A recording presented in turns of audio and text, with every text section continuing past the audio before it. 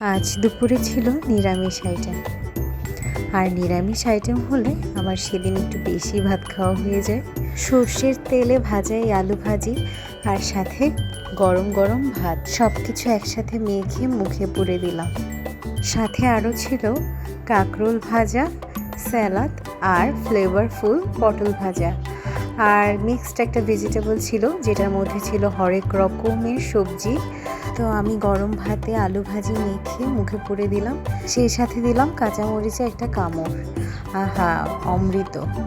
আর সাথে ছিল স্যালাড।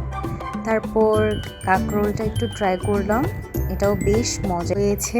তারপর খেলাম পটল ভাজি, এটাও বেশ ফ্লেভারফুল হয়েছে। দেন খেলাম মিক্সড ভেজিটেবল, যেখানে অনেক রকমের সবজি দেওয়া হয়েছে। তো এই তো সব কিছু দিয়ে দুপুরের খাবারটা একদম জমে গিয়েছে। তারপর শেষে খেলাম আম দিয়ে দুধ।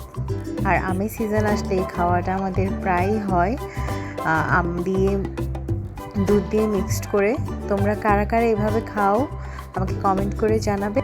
আর কারা কারা আলু ভাজি আর সাথে গরম ভাত আর আলু ভাজিটা মাস্ট সর্ষের তেলে খেতে বেশি পছন্দ করো আমাকে জানিও। দেখা হবে পরবর্তী কোনো ভিডিওতে।